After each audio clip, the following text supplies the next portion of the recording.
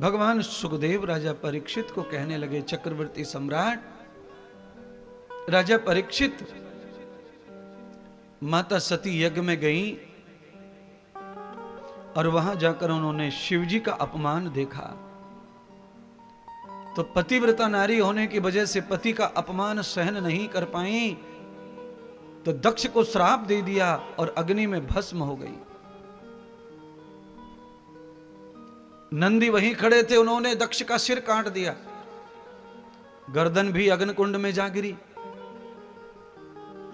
अब तो देवताओं में हाहाकार मच गया। बिना यज्ञ के देवता भोग नहीं लेते। अब देवताओं को भोग नहीं मिलेगा तो देवताओं का तेज खत्म हो जाएगा, उनका बल खत्म हो जाएगा, बेमौसम वर्षा होगी, नुकसान होगी सृष्टि का, कहीं भूचाल कहीं भूकंप आएंगे, समुद्र अपना रास्ता और जीवनचर्या बदल देंगे। वैसे समुद्र के बारे में यह कहावत है कि समुद्र से ज्यादा शांत कोई नहीं है, पर समुद्र की वजह से आजकल आप देखते हैं टीवी पर कितने नुकसान, कितनी बर्बादियां हो रही हैं। क्यों? देवताओं का जब तेज कम हो जाता है तो वो इसी प्रकार का नुकसान करते हैं। तो उनका तेज बरकरार रखने के लिए क्या करना चाहिए? यज्ञ करना चाहिए। वो यज्ञ का भोजन करते हैं और यज्ञ के भरोसे ही वो देवता हैं। वो अपने हाथ बनाते खाते नहीं है। यज्ञ में कोई डाले तो उनको प्राप्त होता है, अगर मिला तो तंदुरुस्ती रहेगी, वो सेवा करेंगे। सूर्य, चंद्रमा, पृथ्वी, आकाश, समुद्र, ये सभी देवता यज्ञ अधीन हैं। इसलिए जितने भी नर नारी सुन रहे हैं कथा, वो सब इस बात को जाने कि अगर देवता तंदुरुस्त हैं, अग्नि जल वायु पृथ्वी फिट हैं, तो हम शरीर से फिट रहेंगे।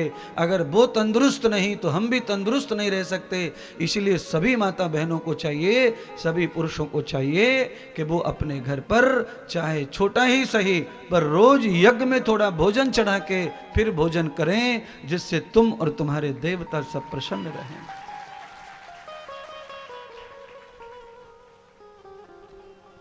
अग्नि देवानाम मुखम, देवताओं का मुख अग्नि है।